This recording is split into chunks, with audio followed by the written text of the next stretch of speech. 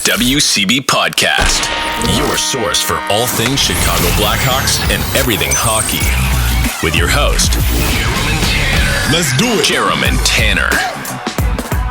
All right, it's another edition of the WCB Podcast. It's Jarom, it's Tanner. What's up, bud? It feels like it's been so long since we talked. Yeah, I know. It's pretty crazy. It's so wild. All right, let's get to it.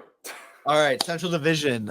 We're obviously going to be skipping over the 8th place team, the Chicago Blackhawks, because we will be dropping our team preview probably Monday. The Hawks just for purpose here, finishing 8th with 23 points, 23 wins, 53 points, and 6 ties. Oh, Jesus Christ. Ties? That's pretty cool. 23, 53, and 6. There, shut up. All right, moving on. 7th. Yes. Arizona Coyotes, a.k.a. the Utah Hockey Club. They finished last year 36, 41, and 5 with 77 points. Their goal leader, their assist leader, their points leader was a guy named Clayton Keller. 33, 43, 76 were his stat line. What are you expecting from technically the very first season of this hockey team? I think like a small step forward in the right direction. I think that they do better than they did last year. I mean, it's already amazing to see what having an owner that is excited for this team and in a city that is ready to get behind a team, what they can do. I mean, they're spending money. They're wheeling and dealing at the draft to bring in some big, quote unquote, bigger names. Then on top of that, Sergachev and John Marino. Yeah, I mean, that's two big pieces for their back ends. That was already a pretty decent defensive core, I feel. Yeah, but they had no one signed. That's fair. They had no defenseman signed until they got brought in Sergachev, and then they ended up giving a contract to Dursey. They brought in Ian Cole. Sorry, what were you saying? I was just like, well, so I was also saying though too, it's like the players are excited because it's just night and day, complete 180 from what they experienced in Arizona. There's talks about the new owner that they're wasting no expense. It's not like, all right, well, let's do this when this is on sale. Let's wait till the price goes down. It's like, nope, we need this. Let's go full price. Here we go. Give it to them. They're renovating the stadium right now. It's kind of like Barclays Center where there's a lot of like seats you can't see, but that's going to be fixed here sooner than later. But yeah, I don't know. I'm just very excited to see what this team can do when it actually now matters. Yeah, when they have somebody who's putting some money into it and like actually trying to make it better. They I don't know. What do they have like big signings this offseason? I don't think it was anything huge. Jackson Stauber though, AHL legend. Yeah, I don't think it was like big signings. Those trades were definitely the bigger, but it's like now it's just kind of putting the pieces together. Putting the 8-year deal on Genther and then getting the bridge deal for Barrett Hayton. Yeah. And it's going to be great to see, what Logan Cooley, what was this? Did he play the full year last year? 82 games. Yeah, 82. So, I mean, so 44 points in 82 games is solid for see what he can do in there. Shane Doan's kid too. Shane Doan's kid, Josh Doan. I could not think of his name. They just have a lot of young, exciting pieces. Sucks he's not going to be on it this year, but Tijigina will be a good piece for that team too. Their first at the Utah's first ever draft pick. Yeah, and then of course, like I mentioned with the team leader Clayton Keller, I mean, they got the pieces. It's just now let's get the supporting cast and let's get consistent and just take that step. I think they need like another good offensive player before they can be like more of like a bubble playoff team. Because they were 7th? Yeah, like they have good young guys that like those guys will eventually be good enough. But like if they wanted to be better now, it's like I think it's just a little bit more on the offensive side would put them into that bubble playoff conversation. Definitely. All All right, let's move on to the Minnesota Wild, sorry. They finished 6th in the division, 39-34-9 for 87 points. Krill the Thrill, 46 goals for the lead. Matt Zuccarello, 51 assists for the lead, and Krill the Thrill, 96 points. Marc-Andre Fleury's farewell tour. Yep. Sad, and it's just so crazy looking at his headshot from his rookie year to this year, and he does not look like he's aged a goddamn day. It's because he just smiles. That's all he does. He just loving life. Minnesota took a step back. Then, they missed the playoffs. They are officially getting out of cap hell. So it's like now it's going to get interesting for them to compete again. Their downfall last year was their goaltending. I think their goaltending really overshot expectations the 22-23 season. So then the 23-24 season I think it was just too high of expectations. So now can they move back to their just middle of the row, make a wild card spot, losing the first round, repeat? Yeah, I think they'll get back to that. It's pretty on par for the Minnesota Wild. Another year of Brock Faber is going to be good for them. They still have this same I feel like these guys have played for this team for forever. Jonas Brodin, Jared Spurgeon, Jacob Middleton has been there for a few seasons now. He just got an extension. Yeah, I don't know. They got Reese Johnson, so that's going to help them out. I fucking love Reese. Wasn't Spurgeon out for like a good chunk of the year last year too? Maybe. Let's see. 16 games is only how many he played. So yes, you're right. He only played 16 games? Yeah, 16. Oh, I thought you said he only missed 16. No, he played 16. That's it, yeah. So, I mean, getting a healthy Spurgeon back to you is going to help. Matt Boldy is another exciting offensive piece. Ryan Hartman, I feel, is one of those guys. I think what was the tweet talking about overpaying people, and someone would respond how is it an overpay when he literally outplays his contract every single year? And Hartman replied, tickets to opening night. Yes, because he's getting paid $4 million. Yeah, and I feel like he does that's one of those guys that kind of hurts that the Hawks weren't able to keep on a little bit longer.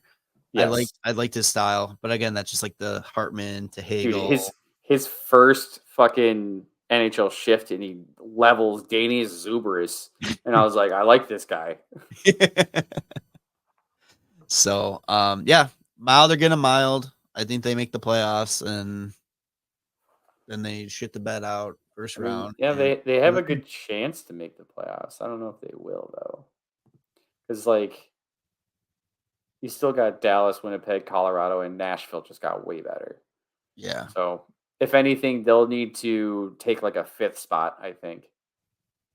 The last interesting thing I'll say about Minnesota that I'm kind of curious how it plays out, with this being Marc-Andre's farewell tour, and they bringing up Jetsford Wallstead last year to start playing a couple games towards the end, is are they going to balance the kind of a 3 goalie thing, or are they going to let Marc-Andre play certain games, and then other than that you just put him in the press box?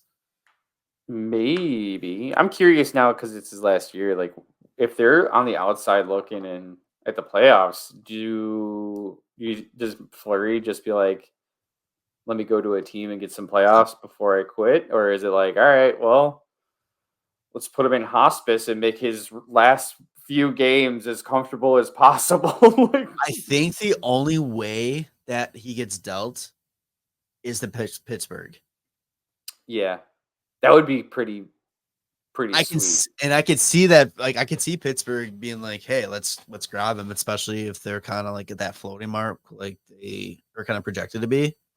Yeah, because Jari is pretty injury prone, and if he goes down and Fleury can come in, and can you imagine them running it back and winning in one more cup? with Marc-Andre, Fleury, Letang. yeah. They signed Phil Kessel like right at the last second, and it's like, holy shit, the band's back together. They don't pass the cup to EK65. It's like, no, you don't. It's us only. Oh yeah. Cool.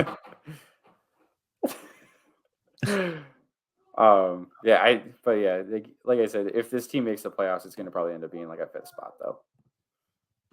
All right, let's move on to the other team that we just absolutely love in this division, the St. Louis Blues. They finished 5th in the division, 43-33-6 for 92 points. Their goal leader was Jordan Kyrou at 31, Robert Thomas at 60 assists, and he also led with 86 points as well. Fuck the Blues, man. Yeah. Yeah, I don't like them. I don't like them at all.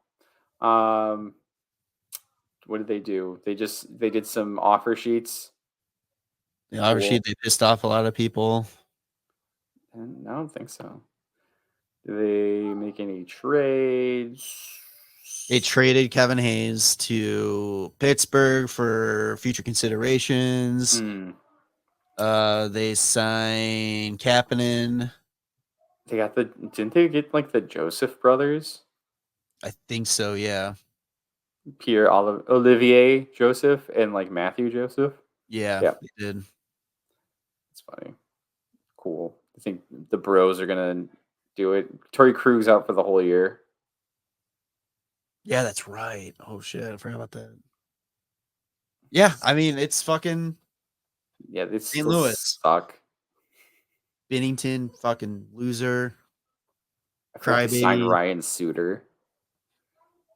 Oh, they signed Suter. That's right. That's what 3 teams he's getting paid by now. Yep, all in the Central. That's amazing. So gotta love it. All right, time on St. Louis.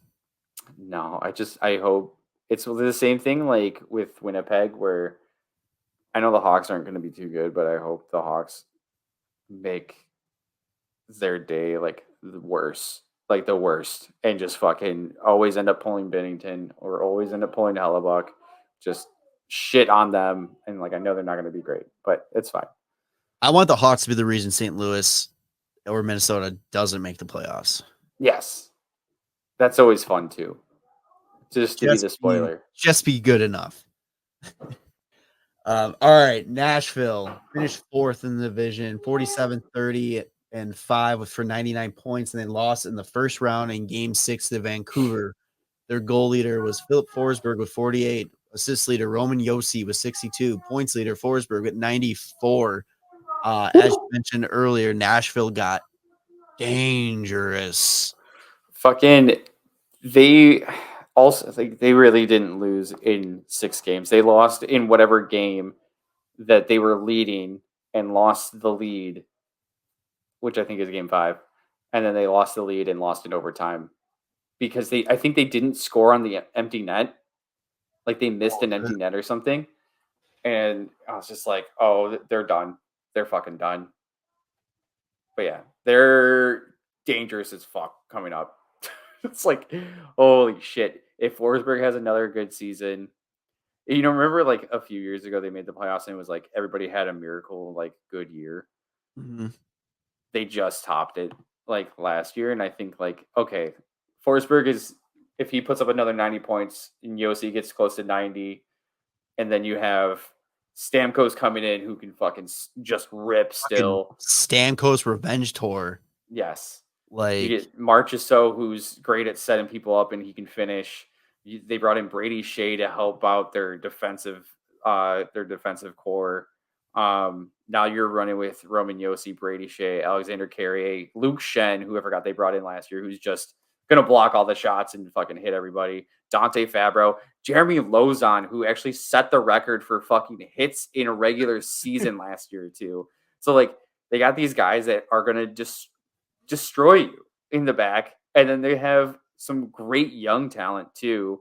When it comes to like Evangelista, Philip Tomasino, who else? Thomas Novak was like he's not super young, he's 27, but put up 45 points last year. I feel like they're just going to be a dangerous team. Fucking Ryan O'Reilly is just so good too.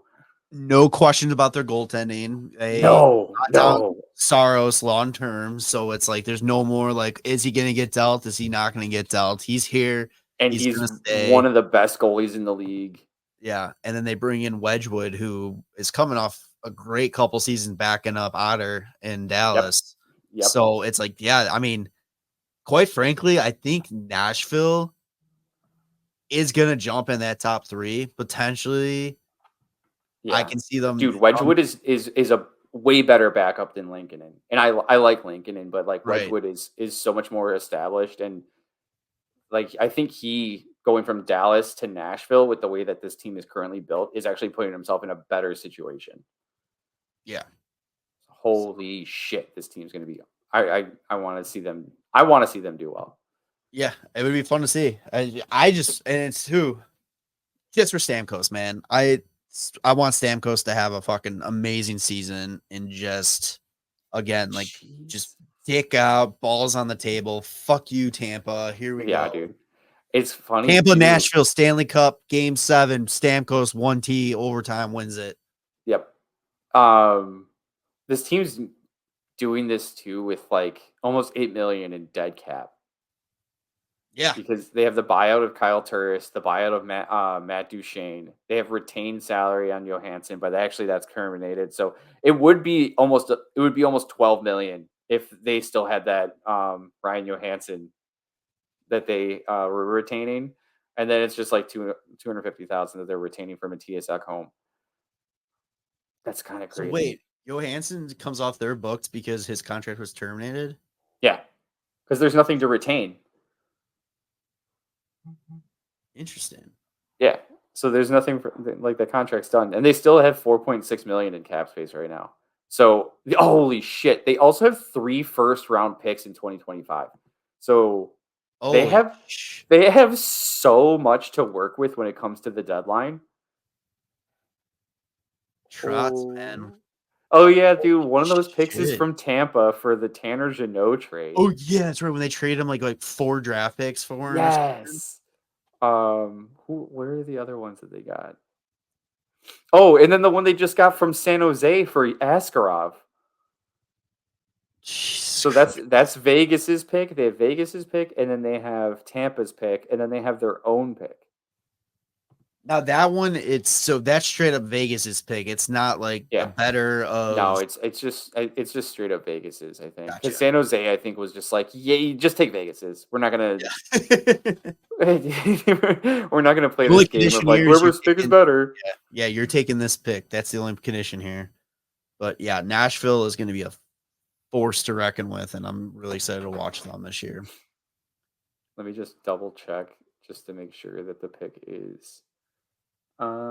If top 10, San Jose will have the choice to send their own first round pick or Vegas. It's gonna be Vegas's pick.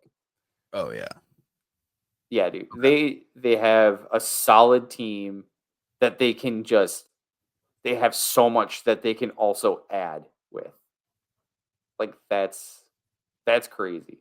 Look out for them at the trade deadline because they're easily the top trade target for a draft pick from any team. Like, dude, fucking Taylor Hall. First, just give us a first. Give us your worst first that you have. I don't care. We'll give you Taylor Hall. All right. Colorado. They also have 2 seconds. What the? They have so much that it makes no sense. Like what Trotz is building is unbelievable. That's crazy. Holy shit. It's like any late night fucking video or like advertisement infomercial where it's like, oh, like he's got too much in his arms and he's dropping all these things, all these assets. He's got too many things. He's like, has this ever happened to you? It's like, no, it doesn't fucking happen to anybody. It's only Barry Trotz right now. All right, let's go on. Colorado, 3rd in the division, finished 50-25-7, lost in the second round, Game 6 to Dallas. Their goal leader, Nathan McKinnon with 51. Their assist leader, Mac Dog with 89. And their point leader, Minnie Crosby with 140. Jesus. That's another 50 and 50. Get him on that Shohei Ohtani deal. Right? Let's just put it out there. I mean, Colorado, they're still Colorado. Like, yeah, they're good. as advertised. They're a good team. Did they And lose potentially anybody? getting Landeskog back this year. Oh yeah, like he's wants to get back. I think there's a good chance that they're all saying that he's going to be back. If he's going to be as effective as he was from more than 2 seasons ago, because he's been 2 years off. Yeah. But you still have McKinnon, Rondon, and Makar. And Jonathan Drouin had 56 points in 79 games because he finally gets to play with his buddy. Best season for him since 2018-19 when he had 53 points.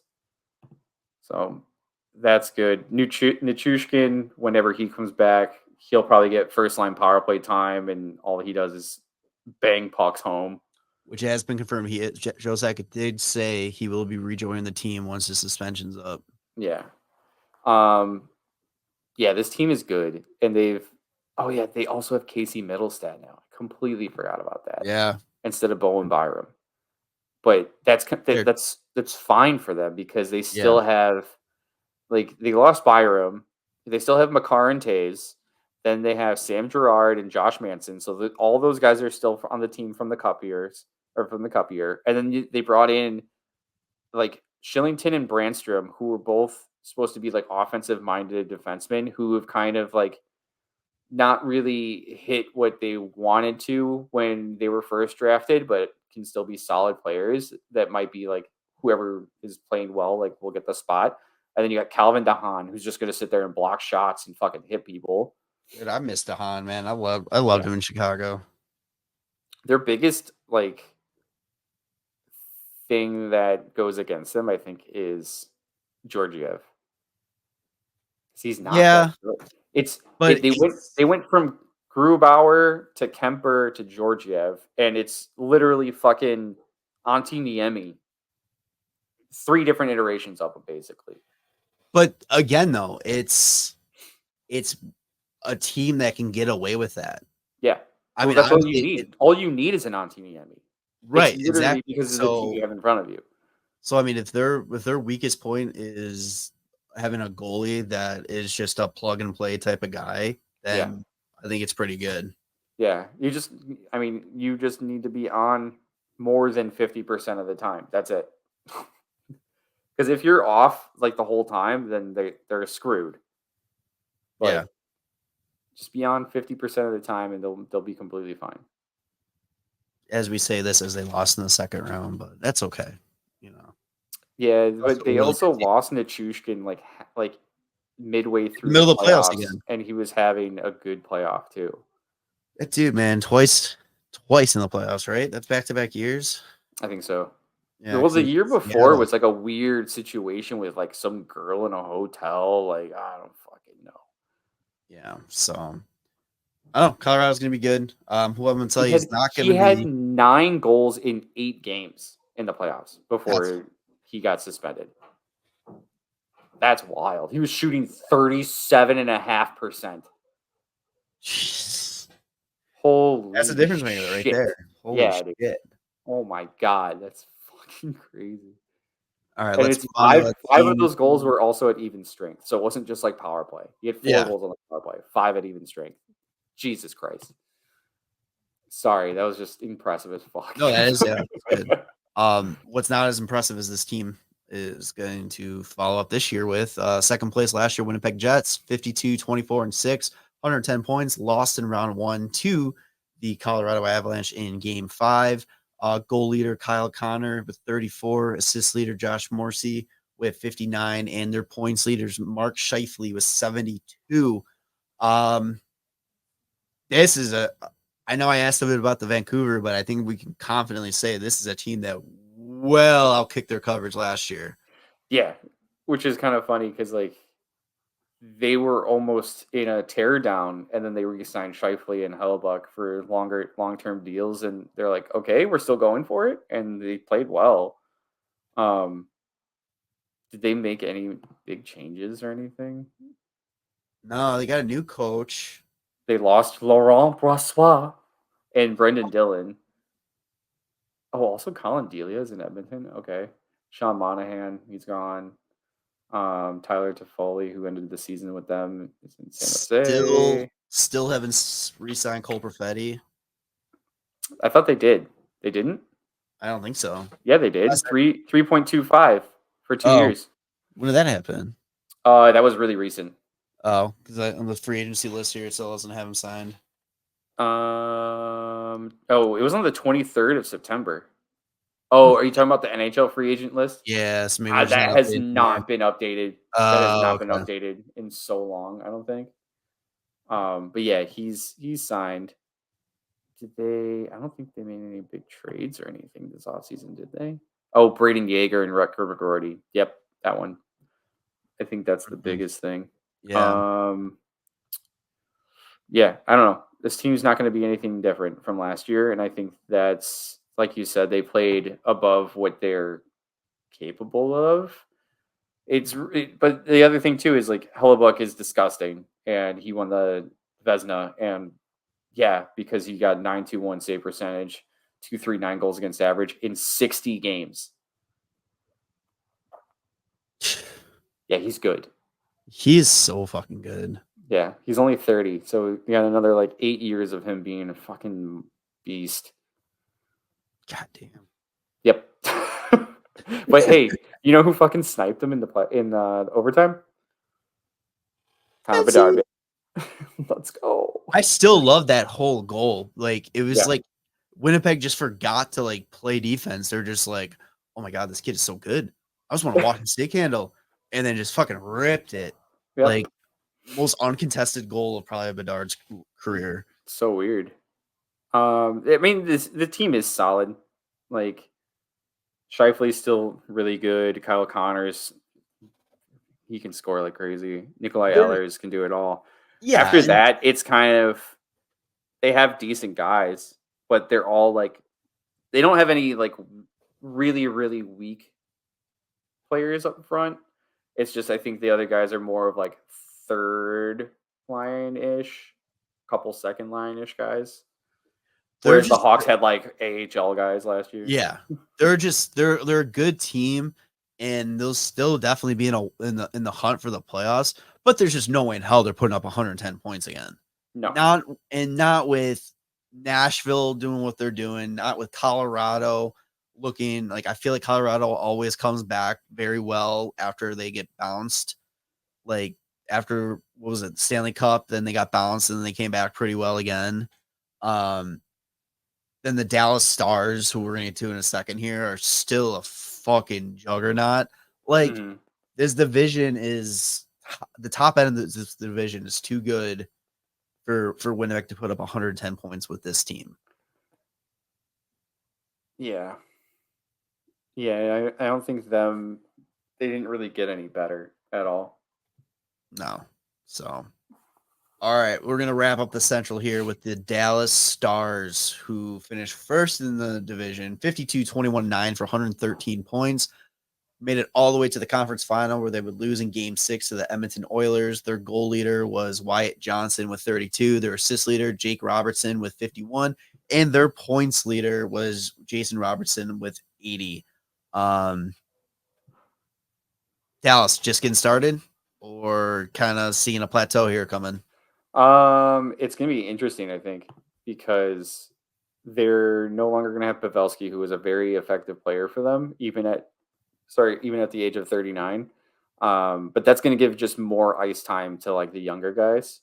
Mm-hmm. And they've been so lucky to have like a transition from when they were competing in 2019, kind of like to now, where Jamie Benn and Tyler Seguin were kind of taking the lead, and now it's Jason Robertson, Wyatt Johnston, and Rupe Hintz. They're just always going to praise them for drafting so well for what they've done. I do like the moves that they've made too, where they bought out Ryan Suter, but they were able to bring in Brendan Smith and Ilya Lyubushkin and Matt Dumba, and Thomas Harley's another guy that they've drafted and was playing top minutes with Miro Heiskanen. I'm pretty sure like they were a pairing, and he had a good year too. Where the fuck is he? 15 goals, 32 assists, 47 points, and he's only played 119 games. Jesus. Yeah, Like Dallas. Dallas they just can do it. They just get it done. It's ridiculous. Am I mixing up seasons again? But wasn't this kind of an off year for Otterbach? For what did you call Oh, him? Jesus Christ, Otterbach. I looked at Otterbox? I looked at my fucking phone case there for a second. That's like, Jesus holy shit. Is that a Christ. nickname I don't know about? Yeah. Yeah, he didn't have that hot of a season. He only had a 905 save percentage. But let's see. The year before, he was at a 919. And he played more games. So yeah, he had an off season this past year. So they're able to do what they did last year with him having an off season. Mm-hmm. And then what else did they do? They got another year of Matt Duchene, Mason Marchment. They bring in anyone else? Oh, Maverick Bork is like a rookie that they have. Oh yeah, and then Logan Stankoven, who people are also putting in like a possible Calder nominee. Like another guy that they just draft, late and late as in like second round, and ends up just working out well for them because he had 14 points in 24 games last year. They just keep getting it done. Yeah, I mean, I think really it's going to come down to again Edmonton and Dallas. I think in the West. I don't know, man. Nashville's scary too. No, and I know. I think. Oh, yeah. Okay. Yeah. Yeah, like I don't think it would be a shocking thing. I think there's a few teams that could come up out of nowhere, but I mean, man, just Dallas. It's just, and there's what I like about Dallas so much too. It's like they're sneaky good. Yeah, they're a beast.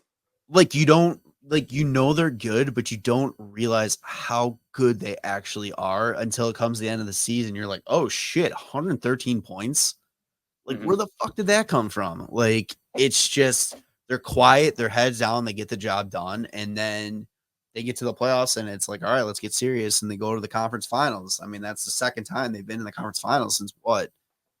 The last 4 or 5 years, something like that. Yeah. Other than like the cup finals and everything, like a few years ago. It's one of those things where I feel like, I mean, the past 2 years was Jason Robertson leading the team in points. The year before that was Pavelski. Oh, actually, the past 2 years before that were Pavelski. But I feel like it's always someone new that leads the team in points, because then it was Sagan before that. And I honestly very well could be Wyatt Johnston this upcoming season too. Yeah, I wouldn't be surprised. I mean, especially with him putting up 31 goals last year. Mm-hmm. Or sorry, 32 goals last year. Jesus. Yeah, they just keep getting better with their younger guys, but filling in with veterans while those younger guys are still on like their entry level. It's like fuck, man. Like like we've said it before. It's like it's hard to say this about a team in your division, but I mean, this is how Hawks fans should hope KD builds the Blackhawks. Mm-hmm. You draft your core pieces, you let them develop, and you build around them. Like I remember thinking like when Klingberg and they were like not going to re-sign him, and I was just like, dude, that's so dumb. Like he's been like leading their back end, and then it's like, oh, what a great decision by Dallas. Like I don't know what they saw that we didn't, but like holy shit, like it's crazy. Wyatt Johnson was tied for third with 65 points at 20 years old last year. Mm-hmm. Dude. I didn't realize how old Hintz was, though. Yeah. I didn't realize he was 27. I thought he was a little bit younger. But yeah, I mean, for me, this is the team to beat in the division. And I think Nashville and Colorado have a good chance. I'll lean more towards Colorado, though, because I think Nashville kind of has that recency bias with the pieces they added. And it's very well deserved. Don't get me wrong. But it's also like, all right, let's see how it all comes together.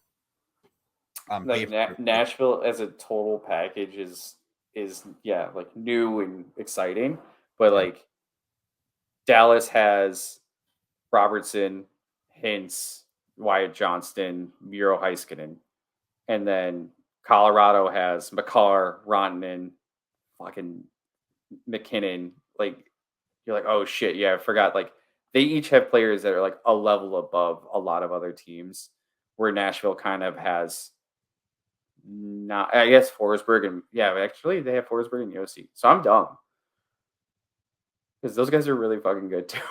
Like, never mind. That's bad. But I know All what three you're teams. saying. All three I know teams what you're. have like holy shit Yeah, guys. but I know what you're. I think I know what you're trying to say. I think you're trying to say like you have the Dallas and Colorado are the teams that you have the clear cut. Oh shit! Look at these guys. Where Nashville is now coming around where they have their guys, but they're now more built through the lineup where each line almost has a guy where you're like, oh shit, like it's very like Cup era Hawks vibes where it's like you can make a case for every single line on Nashville to go out there, be a problem each night, and get something done. Yeah, if one of your lines isn't performing, the other ones might pick it up and you still might win the game rather than relying on a singular line. Fuck, man, 1 week till hockey's back. Yes, let's get it. And then we get to watch the first game in Utah at fucking 9 p.m. Oh fuck. Well, there's that. But all right, got any other comments about the Central? No. All right. Just think that it's going to be. You know what we didn't do is we didn't rank or where we thought teams were going to finish in the Pacific. Oh shit, you're right. That's all right. All right, let's do it real quick. Western Conference wrap up. Whole thing. Pacific. What do you got? I could see starting from the top. It's going to be, I think, Edmonton, LA, Vancouver. It's toss up actually for me between Seattle and Vegas, and then Calgary, Anaheim, San Jose. All right. Possibly San Jose above Anaheim. Possibly. I think it's gonna be San Jose, Anaheim, Calgary. You're going the opposite direction of what I've been. Yeah. Seattle, Vancouver.